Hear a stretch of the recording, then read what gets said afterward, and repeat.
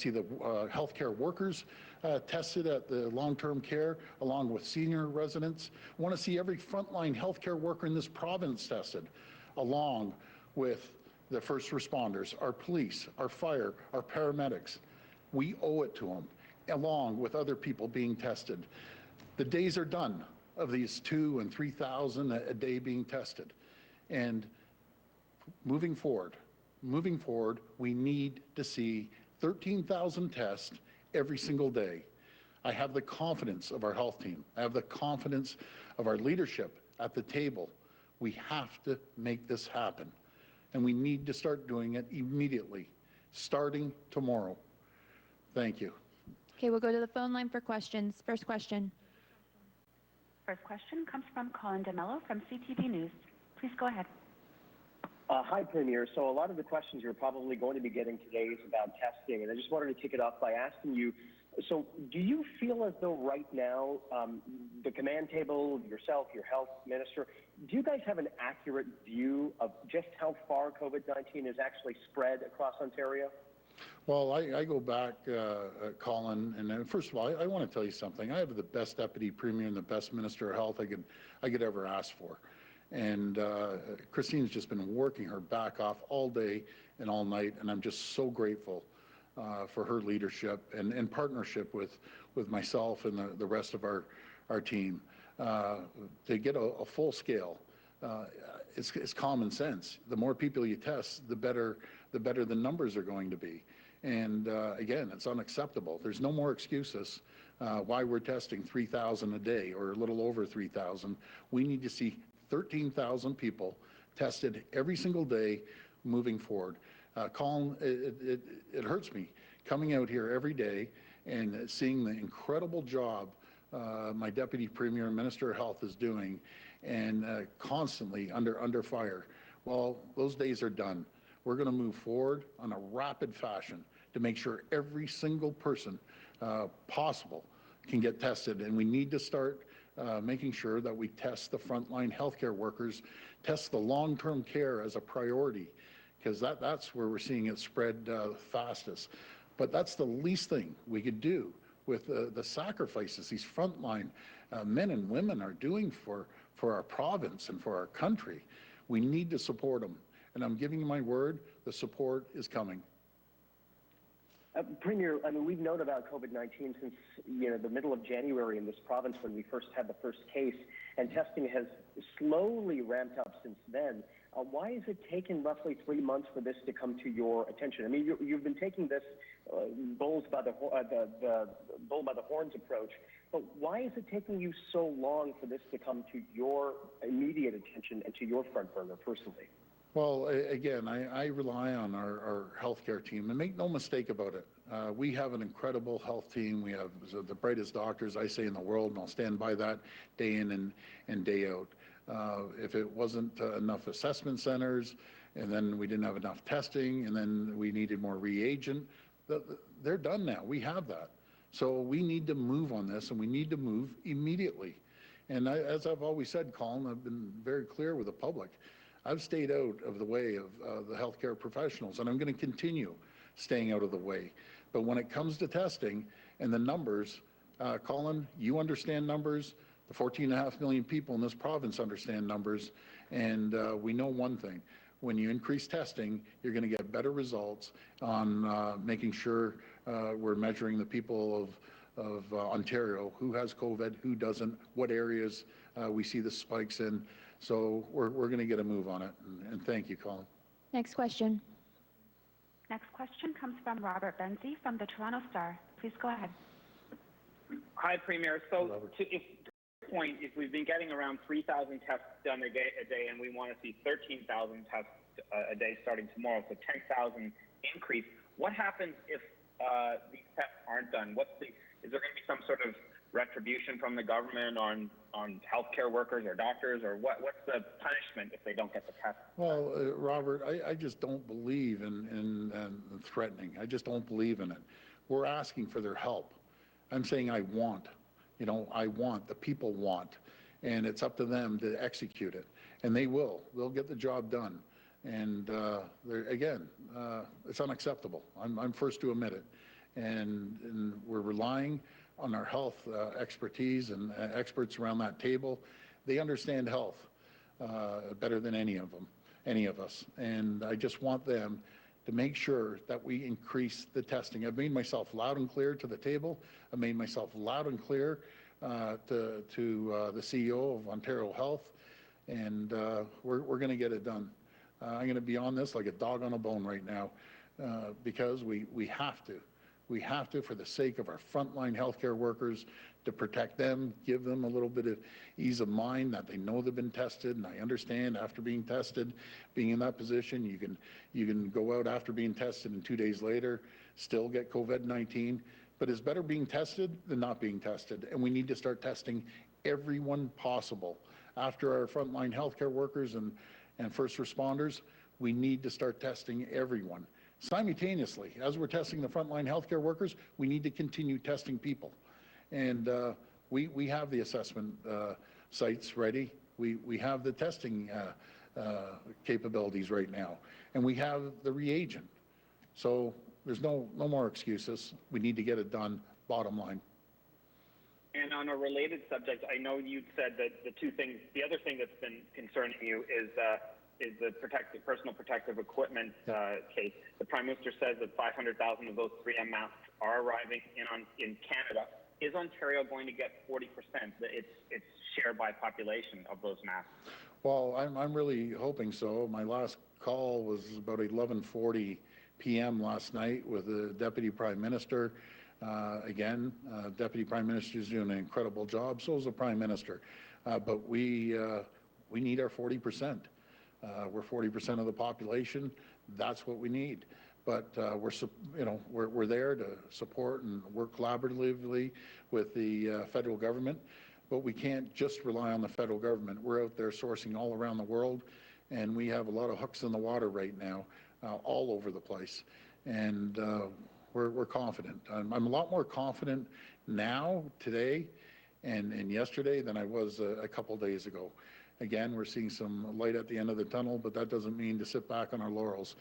We have a team out there reaching out and making sure that we contact as many people as possible. There's thousands of people offering, and you have to decipher. Some are real, some aren't real too. So we have to make sure that when this equipment comes in, the N95s, they get tested, they get properly tested. We send them over to UHN to get tested as well, Health Canada, and SGS to make sure they're certified in their real N95 masks. There's a lot of fraud going on out there around the world, and we have to make sure that when we purchase these items and this protective equipment, it's real. I have another great story about the gowns, surgical gowns. So there's a few companies out there that are ramping up to do the surgical gowns. So everything is ramping up and coming together now on the PPE side of things. But the PPE is one thing, but being tested is another.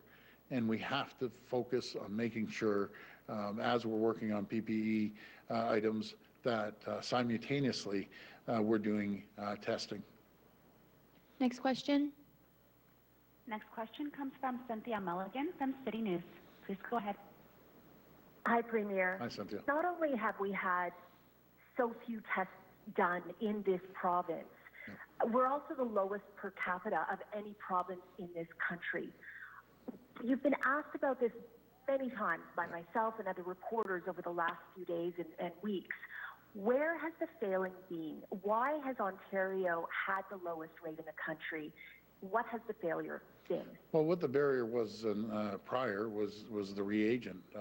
Again, Cynthia, I'm not going to look in the past. We're going to learn from the past mistakes, and we're going to move forward. And I know moving forward, that testing is going to be ramped up. Again, no more excuses. It's unacceptable. I agree with you 100%.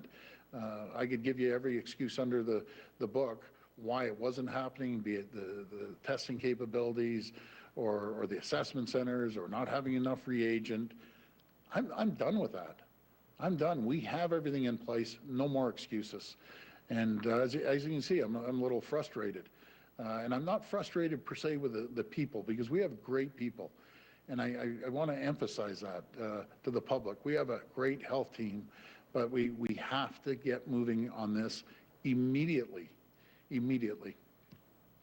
But Premier, to follow up on that, every province had the same challenge of getting reagents and setting up assessment clinics. We're the ones who have come out on the bottom there. How is that possible? Well, I've been following the advice from our Chief Medical Officer. I've been taking that. I think he's been doing a great job, but we need to increase testing. Again, I could run through a million excuses. Why? I don't believe in excuses. Let's come up with solutions, not excuses, but solutions. And what are we going to do moving forward? Well, we're going to make sure more people are being tested, and I'm confident when we come in here day after day, we're going to see results, and we're going to make sure we see results. Next question. Next question comes from Travis Zenrush of Global News. Please go ahead. Hey there, Premier. Hi, Travis. First question is on the testing, as you would expect. So when you spoke to the I'm command sorry, people- Travis, could you repeat that first part again? Yeah, it's on testing. Can you hear me? Yeah. Okay. So when you spoke to the command table, what was their reaction? And did they say, you said that you want 13,000 tests starting tomorrow. You want every single frontline healthcare worker tested and every single long-term care worker tested. Did they say, yes, Premier, this is going to be feasible starting this week? And just tell us a little bit more about how that conversation went and what they said to you in response to your concerns. Well, what I heard was, yes, we're going to get it done, and we have a relatively new CEO at Ontario Health, which I have a great deal of respect for. He's a very, very bright individual, and he gets frustrated at times too, like all of us.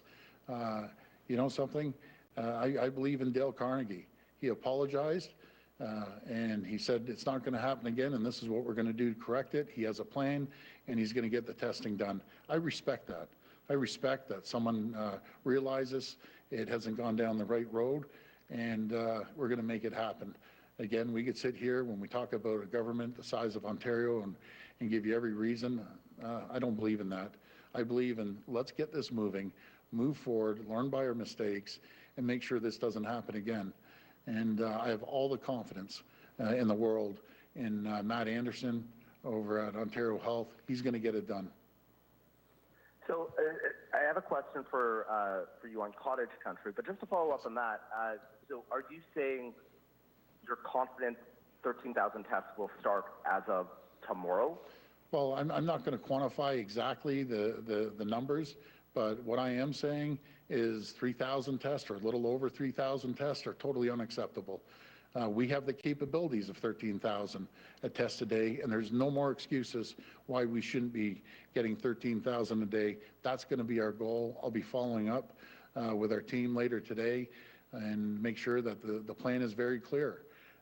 Start testing the frontline folks at long-term care, test the residents, and test the seniors and seniors' homes, and make sure we test all frontline healthcare workers, and along with making sure we test our police officers, our firefighters, our paramedics.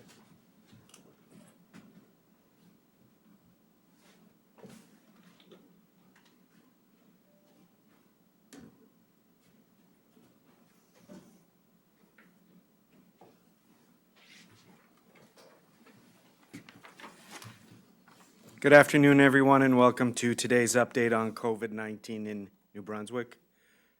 Bonjour tout le monde et bienvenue à cette mise à jour sur le COVID-19 au Nouveau-Brunswick. Les porte-paroles aujourd'hui sont le médecin hygiéniste en chef, la Dr. Jennifer Russell, et le Premier ministre Blaine Higgs. Speaking on behalf of the province today are the Provincial Chief Medical Officer of Health, Dr. Jennifer Russell, and Premier Blaine Higgs. Dr. Russell.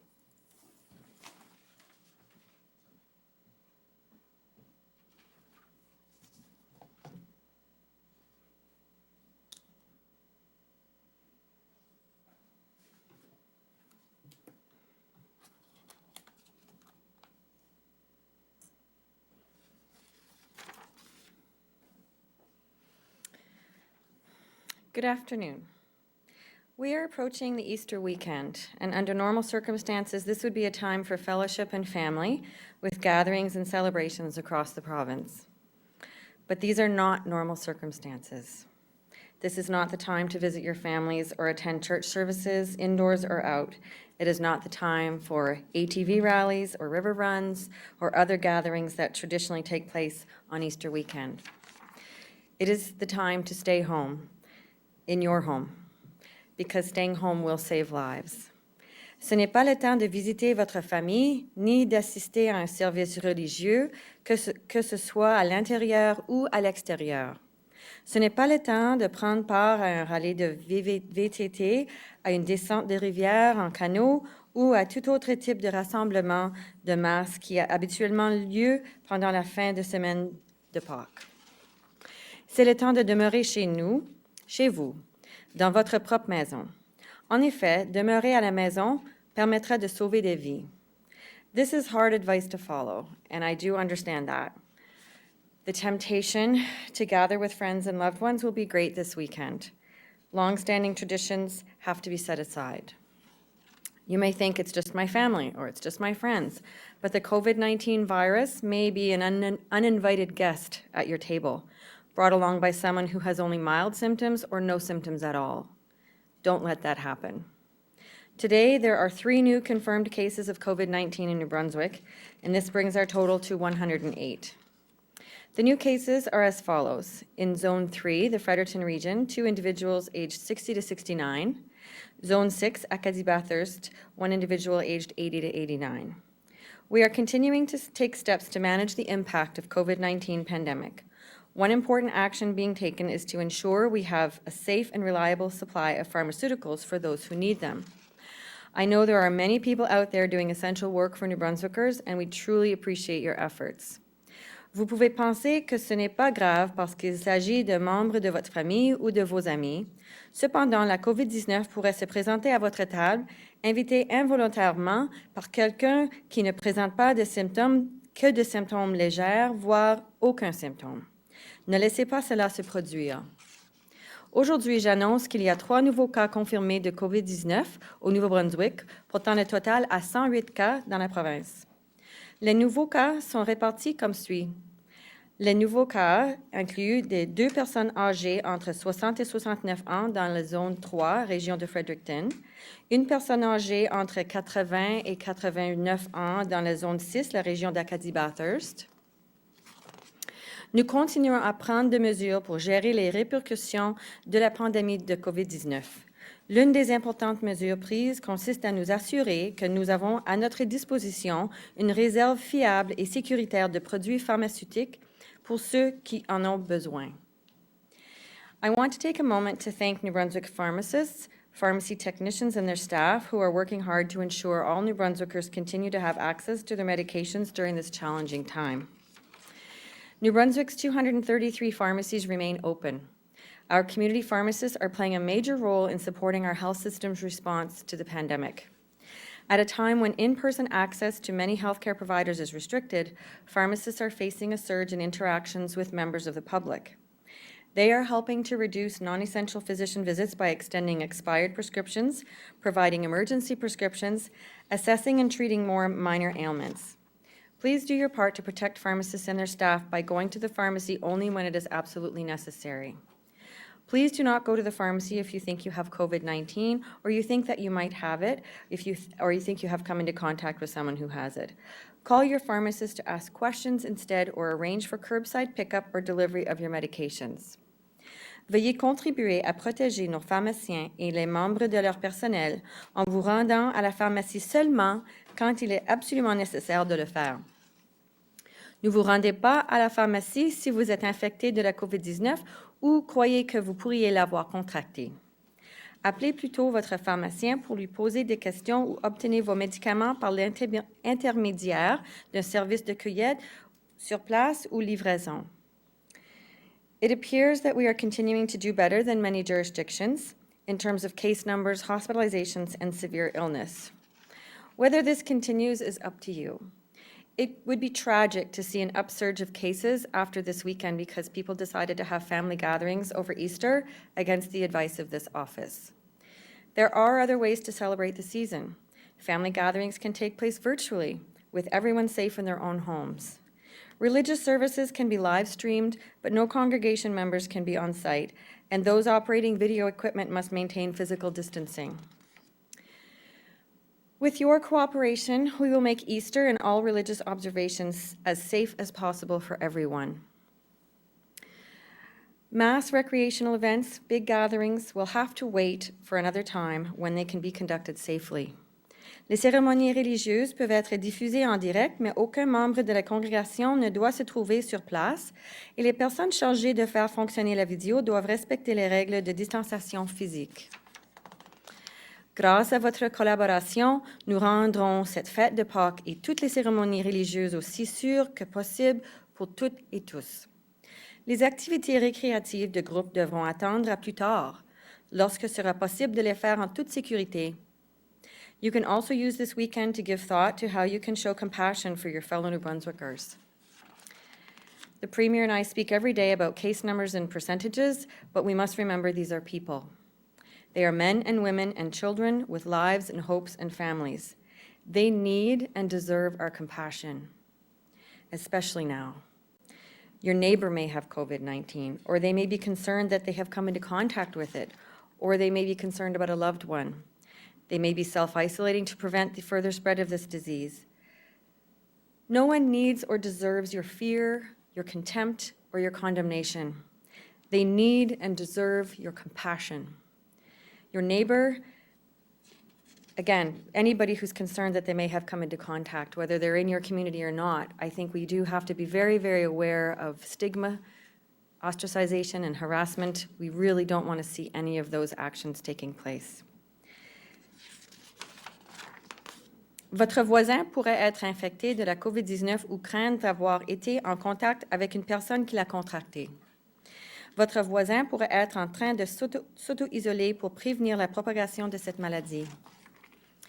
Votre voisin ne mérite pas vos craintes, votre mépris, ni votre condamnation, et n'en a pas besoin non plus. Votre voisin mérite votre compassion et en a besoin présentement. This is a difficult time for anybody who is touched by COVID-19. The grieving process will be very difficult, as this isn't a time that we can have funerals that are in a normal way. This is not a time when we can actually visit loved ones in the hospital who have COVID-19. This is very, very emotionally challenging, and I think we have to respect that for everyone. So give your neighbor a call this weekend just to chat, or one of your loved ones that you know is isolated. Offer to pick up groceries, medications, or other needed supplies. Show them that you care and that you want them to regain their health as soon as possible, and tell them they are not alone. In particular, I would ask that this weekend you give thought to the plight of your elderly neighbors. It is a stressful time for many of them. They are separated from their families and struggling to maintain their independence. And while anyone of any age can contract COVID-19, it is among the elderly and those with underlying health conditions that this can be most severe. And I'm just going to quote some words from the American songwriter John Prine, who has toured here in New Brunswick, and I have many musician friends in town, and obviously there are many music fans in town in Fredericton and around the province who were fans of John Prine. And sadly, Mr. Prine died yesterday in New York of complications related to COVID-19. And he has a song called Hello in There. And he wrote of an elderly couple struggling with the isolation of old age. And he wrote, "You know that old trees just go stronger and old rivers get wider every day, but old people just grow lonesome waiting for someone to say hello in there. This weekend, be that someone. Pick up the phone and say hello in there to a neighbor in need, or drop off something on their doorstep. Show compassion to your fellow New Brunswickers in this stressful time. I promise you, you will be glad you did." En fin de semaine, soyez cette personne. Dites bonjour et saluez un voisin dans le besoin. Faites preuve de compassion et l'égard de vos citoyens du Nouveau-Brunswick en ces cas difficiles et stressants. Je vous garantis que vous serez heureux de l'avoir fait. Merci beaucoup.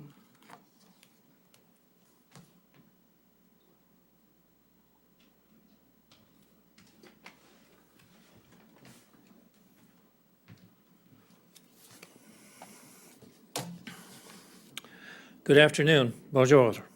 For many New Brunswickers, the Easter long weekend is traditionally a time to get together with family and friends.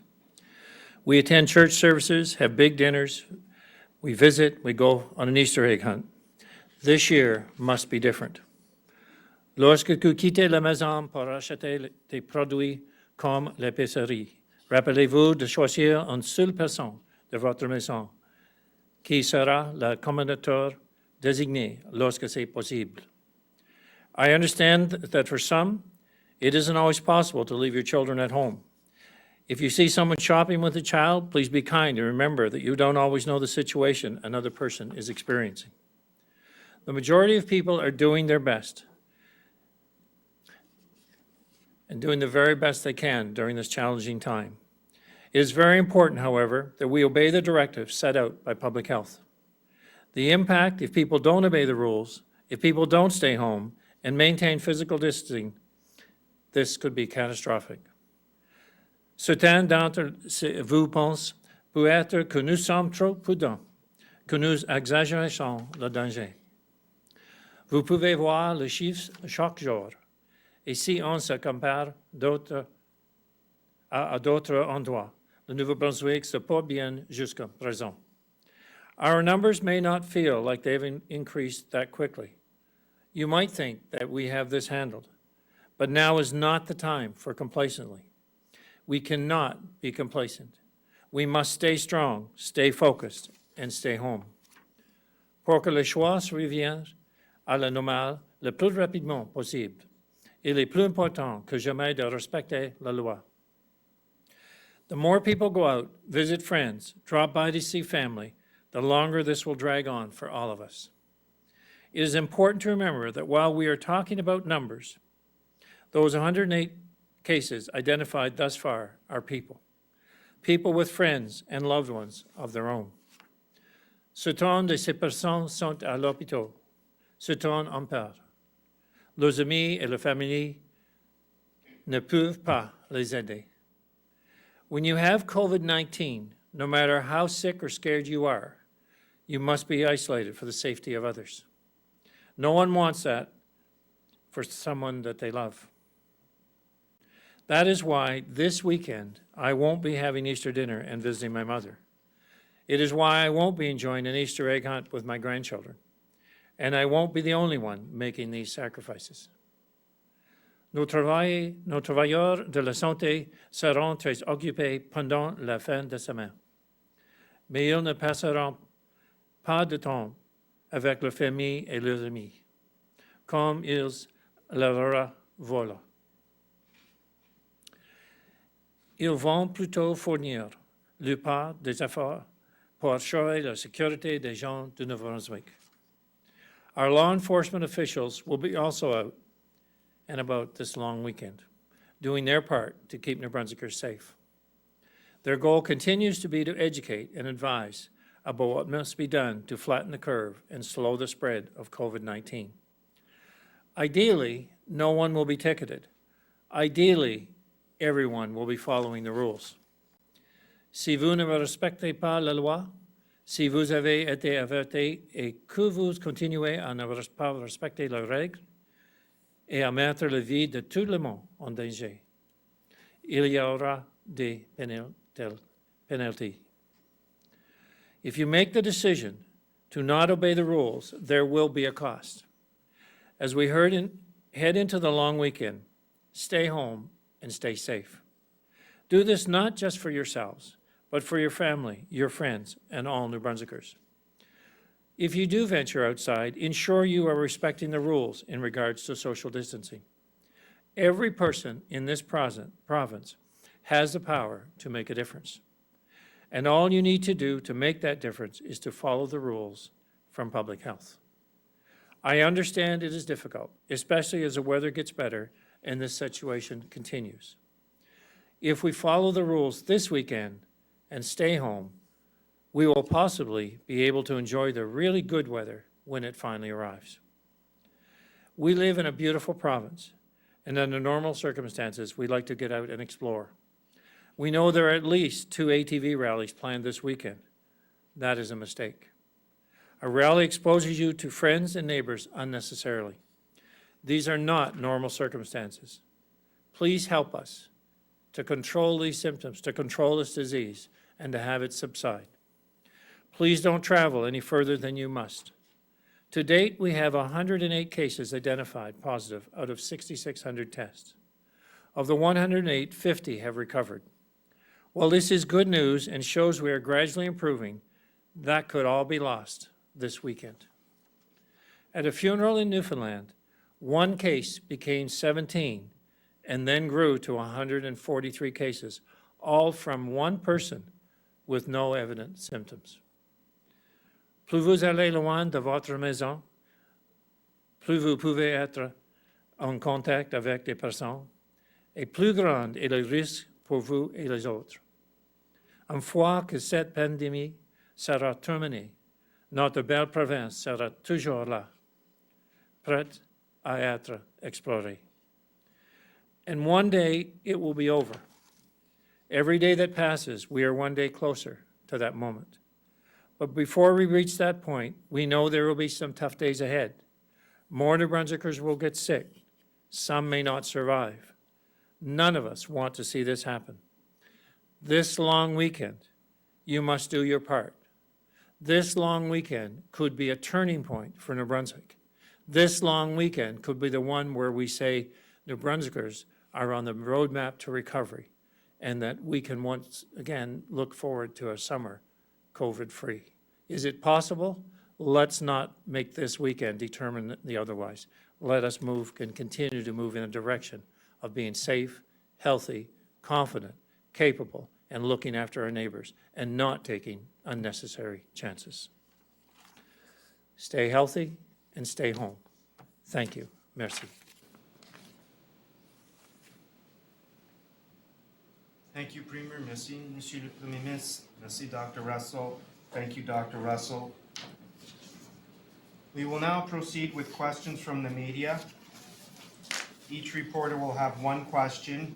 You have the right to pose your question in the language of your choice.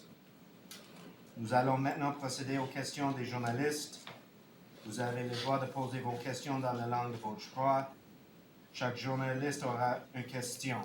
Andrew Waugh, Telegraph Journal. Hello, my question is to the Premier. Premier, you mentioned two ATV rallies this weekend.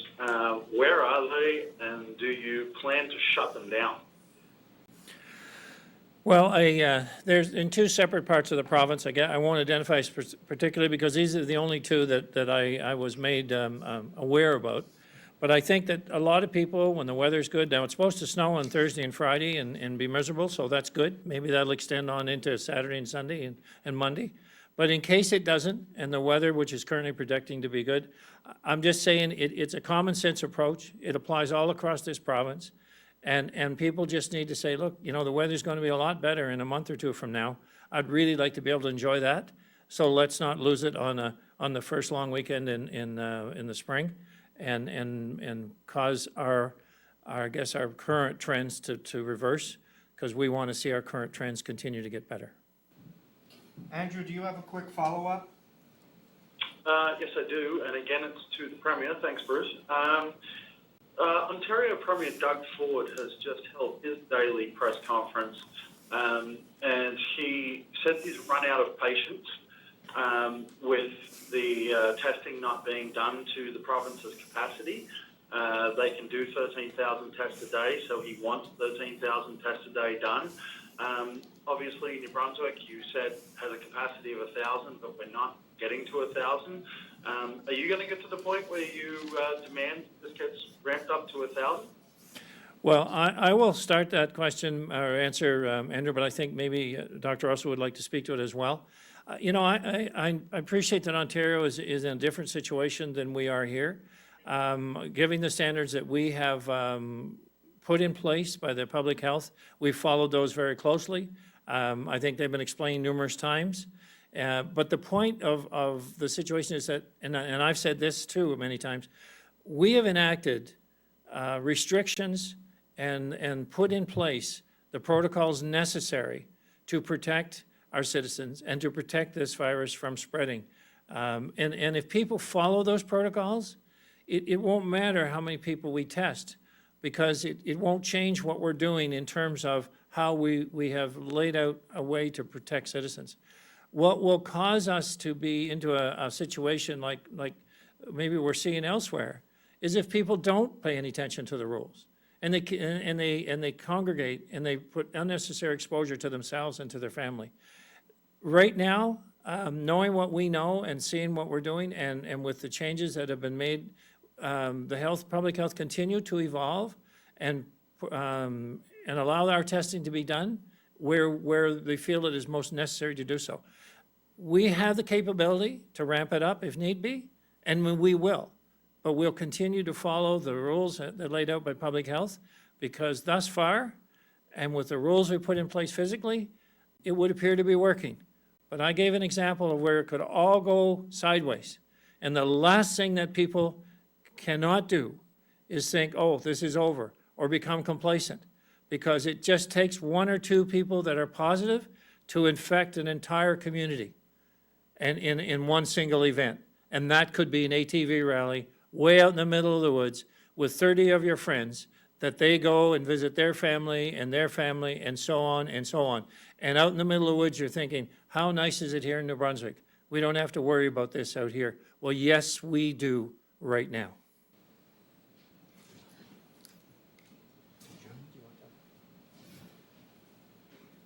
Thank you, Andrew. Elizabeth Fraser, CBC. Hello, my question is for Dr. Russell. Evidence suggests COVID-19 in children may cause a very mild response, maybe even look like the common cold. At this stage in the COVID response, what symptoms in teens or children would indicate a need for COVID testing? And also, what is your message for adolescents who can't seem to resist meeting up with their friends? So that's two questions. So the first question is around testing. The information that we've provided to the 811 staff, they are able to take questions around symptoms. That's true. And if they feel that there's a need or a concern based on the answers provided and based on the risks that they perceive, then they would recommend testing. Just like the beginning of the outset, I've said several times, the family doctors who are working virtually can also provide some guidance and offer appointments. So I urge people to also go through that route if needed. And yes, we are seeing milder symptoms in younger people, but that doesn't mean that it's zero in terms of the cases that have occurred in other jurisdictions. For adolescents, we are saying that we don't want to see anybody visit with people outside their own homes. So that is the advice that for whatever age you are. So whether you're a teenager or not, we are recommending that you do not socialize with people outside your home. Elizabeth, do you have a quick follow-up? Yes, I do. It's for Dr. Russell. Shanix will soon be requiring employees to wear non-medical masks at work, except in situations where it's necessary to wear N95 masks. Do you think this is necessary for those employees to wear non-medical masks at all times? And if so, why aren't employees in hospitals or other long-term facilities doing this?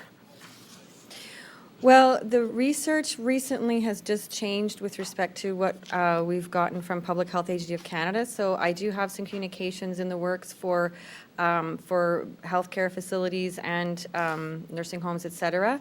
So the information that we have now is around asymptomatic or pre-symptomatic transmission, and it's about protecting others from becoming infected with you. So there'll be more information coming out around that, but as of right now, that's the basis of the recommendations.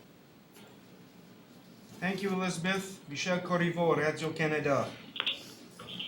Bonjour, c'est une question pour le Premier ministre au sujet des pêches.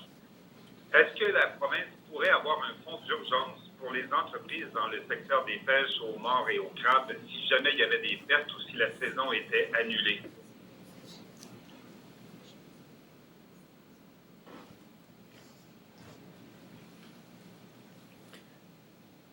Yes, I think that's possible. I think that right now we're working with the federal government because DFO have to make the decision whether they will allow the fishing season to continue or not. And we're working with them to see what that looks like. I know in different parts of the province or in our Atlantic region, it means different things to different people in terms of lobster fishing and in some cases, export of live lobster versus New Brunswick, which is a processor. So obviously, if DFO makes a decision that, negative reflects our situation here, we'll be looking for compensation for the fishers for that industry. Merci. As-tu un suivi, M. Corriveau? Oui, M. McSarlin.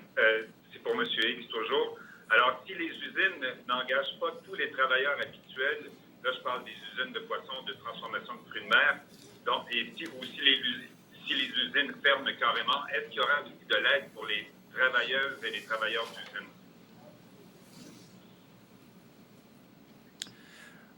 I think the same kind of the same logic would apply if these facilities aren't able to open up as they normally would.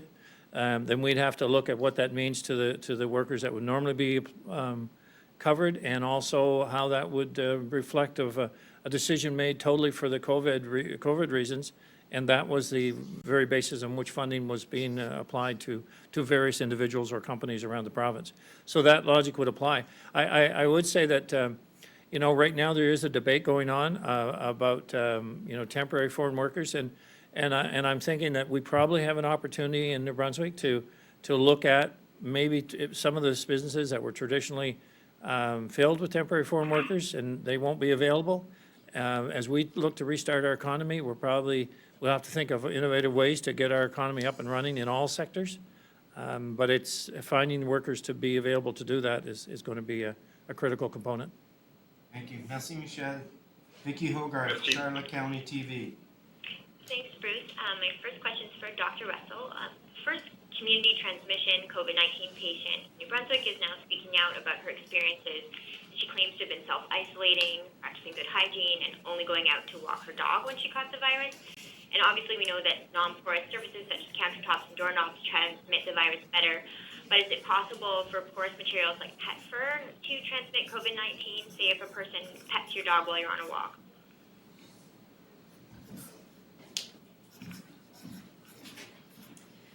So earlier in the pandemic, we did have some information around how pets can be involved or not involved in transmission of COVID-19, and the research was definitely not definitive. So our advice was if you were self-isolating, that perhaps you should not self-isolate with your pet, but we do recognize that pets are members of your family, and so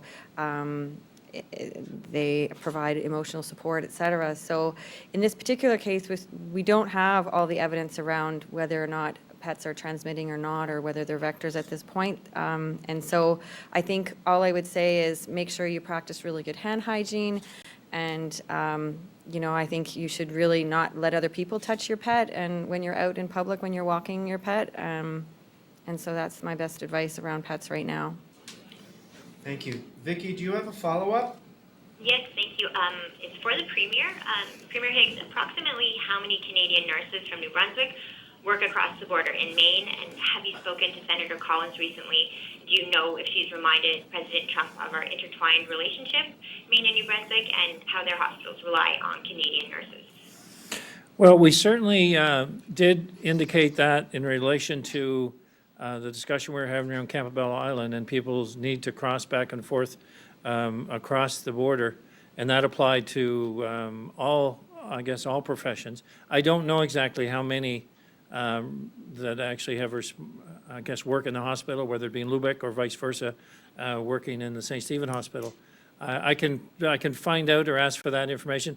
As for speaking with Senator Collins, I have not spoken directly with Senator Collins. There would be people that within our departments that will have likely spoken to individuals there, because we are in contact with Maine officials about their situation, and also understanding their supplies. Most recently, we were asking about their supply situation and what they were in need of, and going back and forth. Because we are working together, not only with our own Canadian counterparts, but also our immediate neighbors. And despite what we recently would have seen, from the U.S. official position from President Trump, We basically feel it's important that we look after our neighbors around us because at the end of the day, we each rely on each other. Thank you, Vicky. Mike Cameron, CTV. Thank you, Bruce. Asking a question of Dr. Russell on behalf of a person who contacted us. They were wondering if testing for COVID-19 would be expanded to include any workers or residents of a senior's residence or nursing home where a case has been identified. They were thinking of the Shanex case in Quispam-Cis, but the same question would apply to any senior's residence or nursing home in the future, I guess. I mean, will residents in those cases and workers in those cases be tested? So each situation is assessed by my regional team based on the risk, based on exposure, et cetera. So those types of questions can't be answered in a broad way in terms of, each nursing home will be treated the same way. It'll always depend on the type of exposure and doing the contact tracing that would normally be done in that type of setting. So the testing would be based on the risk assessment that the regional team would do, and the appropriate people who need to be tested will be tested. Mike, do you have a follow-up? Yeah, for Dr. Russell again, if you don't mind.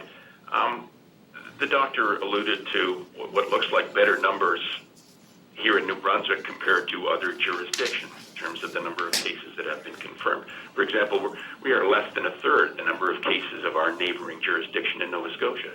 And I wonder if the doctor has come to any conclusion, or if she's investigating why that would be. Is it because of the numbers we're testing, or who we're testing, or how could that be? If Dr. Russell has come to any conclusions?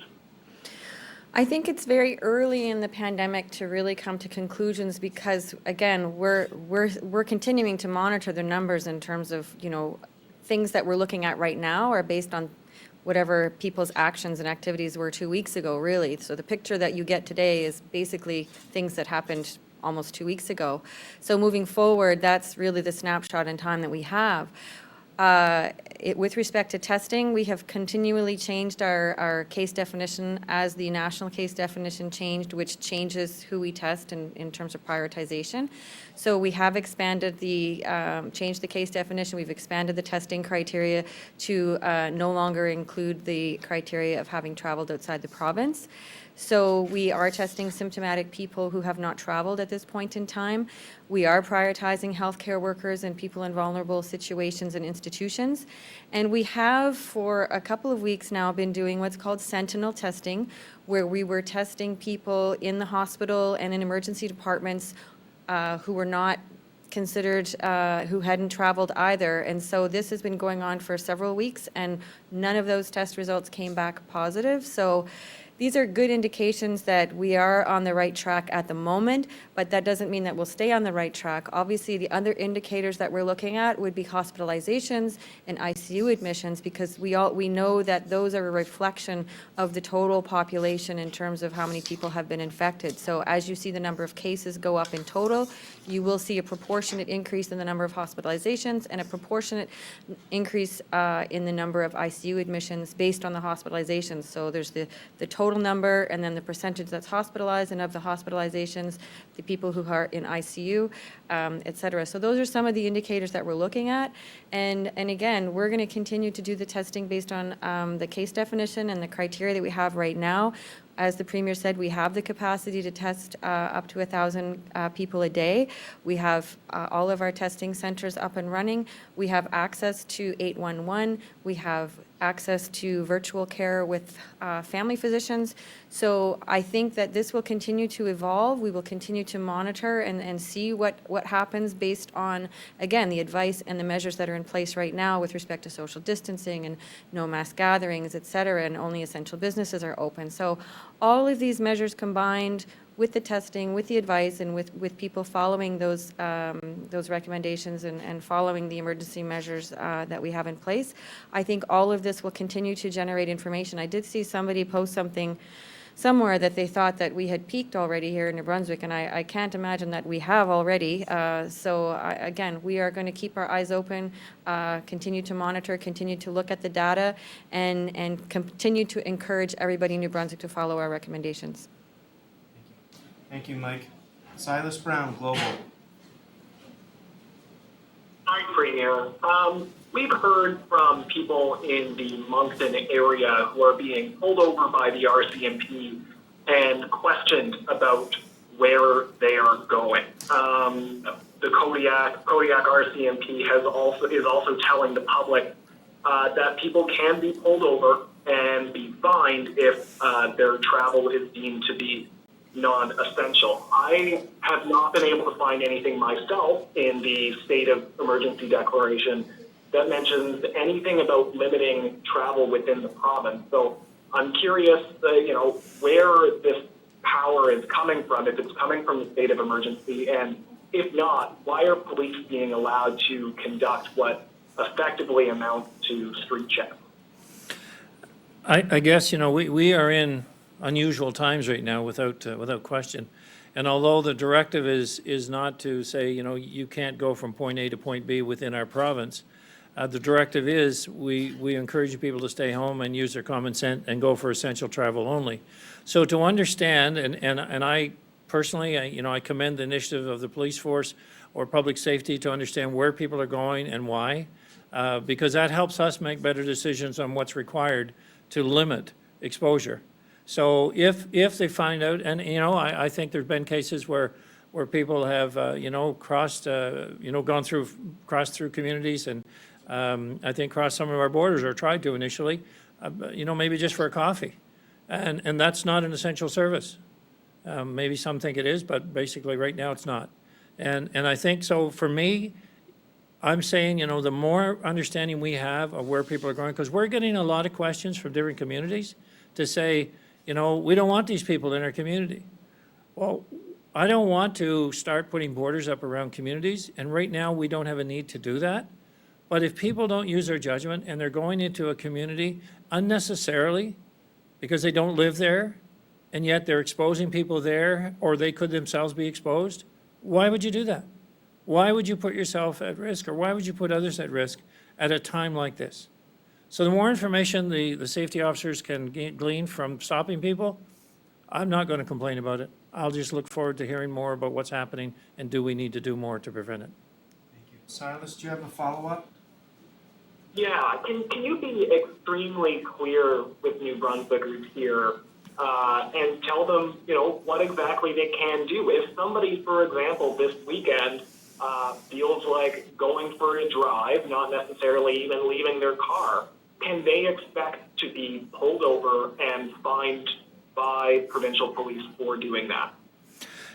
I don't think they will be fined. They could be pulled over and asked. Now, they might be fined if they're speeding or doing something other than that. But if it's a car full of people going somewhere, well, right there's a violation. Because we're saying and they're not family members. So let's say you saw a group of people traveling and they're questioning, are these family members or are they not? Now, I would say then that's reason to pull someone over and find out what's the situation, because that would not be practicing our social distancing requirement. If someone, through the process says, they drive around their community, they don't get out of the car, they're family, they're not friends and neighbors just traveling. Are we going to fine them for that? No, we're not going to fine them for that. But there is a common sense element here. That's what we're asking people to pay attention to. Don't take anything for granted. Don't take any unnecessary chances, because you're only exposing yourself and other ones and other loved ones that you could hurt inadvertently. Think about that, the example I used of the funeral home in Newfoundland, where one person went to 17 and went to around 150. And that's what it takes. It's just somebody who says, this isn't my problem. Well, it is. Every one of us has a duty here. Every one of us has an obligation. And I'm convinced that we can lead the country here in minimizing our exposure by doing what makes sense. Thank you, Silas. Kevin Bissett, Canadian Press. Question for the Premier. Premier, I want to follow up on a question from Michelle Corvo earlier. While it is a federal decision, what advice are you giving Ottawa in regards to the opening of the spring fishing season in the province, and what impact could that have? Well, at this point, we would like to see it delayed. But that'll depend, we're working with our other provinces and what it means to others as well. But I think if we had a choice, it would be delayed at least for a few weeks and maybe a little longer. But we are, having these discussions with our officials and other provincial officials to determine what is the best outcome. Kevin, do you have a follow-up? Yeah, just quickly, if the season were canceled or at least reduced, who should be providing compensation? Should that be the province or Ottawa? It's a federal decision. DFO manages these resources, and if it comes to a point where the season is canceled, I mean, that is another whole new story.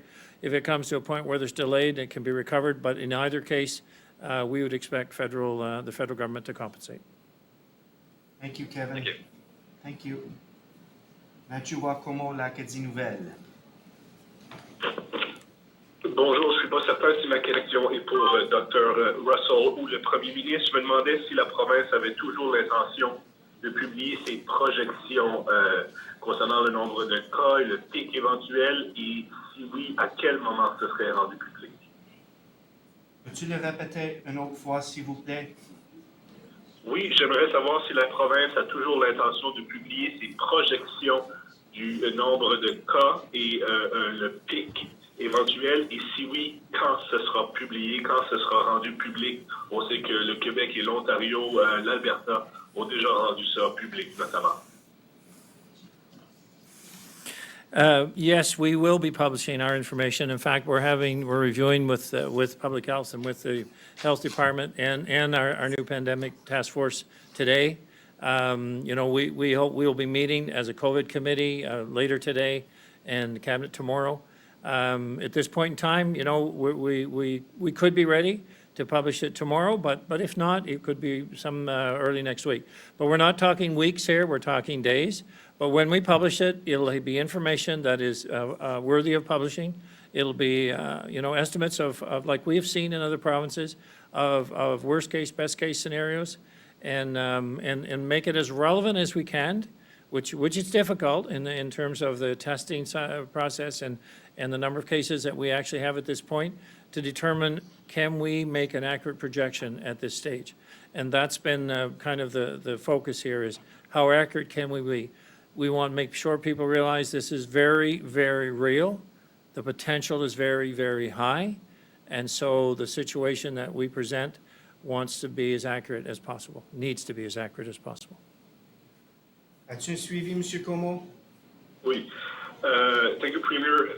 Dr. Russell, êtes-vous d'accord avec la publication de ces projections-là, et pensez-vous que c'est une bonne idée, et pourquoi? Oui, je crois que c'est une bonne idée parce que ça nous donne des projections pour qu'on puisse vraiment faire des ajustements comme nécessaire pour de la planification. Alors, les plans qui sont déjà mis à jour, qui sont déjà mis en place, s'il faut les ajuster, il faut vraiment avoir un plan qui inclut tous les détails, tous les scénarios, parce que si on planifie pour seulement quelque chose qu'on croit qu'il va arriver, puis on ne planifie pas pour le cas le plus pire, ça veut dire qu'il y aurait des surprises au niveau de planification, puis on ne sera pas préparé. Alors, c'est vraiment pour donner l'information au public et c'est aussi pour informer la planification. Merci. Merci, M. Como. Danielle McCready, CBC. Hi there. My question is for the Premier. Public Safety Canada recently compiled a list of essential services as a guide for provinces to follow, but each province can kind of change that list as they deem necessary. In New Brunswick specifically, who compiles the list of essential services, and are we following the Public Safety Canada list? So I can't give maybe an accurate statement on the current list and how we're following that, but certainly the list that we are following today was a combination effort from Public Health, from our Health Department, from our Public Safety Office. So it was a combined effort looking at actions taken, around the world and in other jurisdictions, and basically following a protocol of what could have the greatest impact to reduce spread and to reduce, kind of a combination of reducing impact while at the same time ensuring that we could maintain both a financial capability, a health capability, and a resemblance of daily activity that people could live with. Do you have a follow-up, Danielle? Yeah, I've got a question for Russell. Doctor? There has been an issue of false negative tests in COVID-19 in Ontario. Has there been an issue of any false negative tests here in New Brunswick? If so, how do you go about fixing those problems? I haven't been made aware of any false negative tests at this time. Thank you. Pascal Archnug, l'Acadie Nouvelle. Oui, bonjour. Ma question est pour le Premier ministre. Premier Higgs, I'm digging into how emergency measures compare in the Atlantic provinces, provincial measures. Nova Scotia has decided to offer targeted grants to affected businesses. I'm wondering, are you considering offering such grants in New Brunswick or perhaps other additional measures to what's being offered now? We are considering, Pascal, all aspects of the economic recovery model. So I believe with ONB and our Navigator program, we've had now over 1,200 businesses that have connected and seeking direction through the federal program, as well as what could possibly be available provincially. We've said all along that our goal was to connect and fill the gap there. We're also looking strategically all over our province and saying, how do we get communities started back up? How do we get businesses started back up? How do we get lives back to normal? So even though our focus continues to be on health, we are also including in our focus now a recovery aspect of how do we get New Brunswick back. So yes, we don't exclude or any possibility that we will have to participate in a financial way provincially as well. And we had announced some programs to that effect. I spoke yesterday a little bit of individual programs as well as business-related programs that had a range. I think the business side was varied up to $1 million, I think, but it'll vary depending on the situation. Thank you. Monsieur Nog, as-tu un suivi? Oui, my question now is about more individuals. Nova Scotia has increased payments to social assistance recipients by $50 per person. Have you thought about doing the same in New Brunswick? So not directly. I'm sure social development are considering the aspects and the impacts on social assistance recipients so that we can certainly maintain them whole as well as we're looking with everyone else. So I haven't had that particular aspect brought forward at this stage, but I know we have looked at all cases of impact, the concerns on social assistance, the concern of mental health, the concerns of access. I have information, different stories that we're saying that people that need support need it now. We've been in touch with companies that want to support and be helpful in this process. So it is on the radar. I just am not aware of a particular initiative like you've described in Nova Scotia at this point. Merci, Monsieur Archnug. Merci.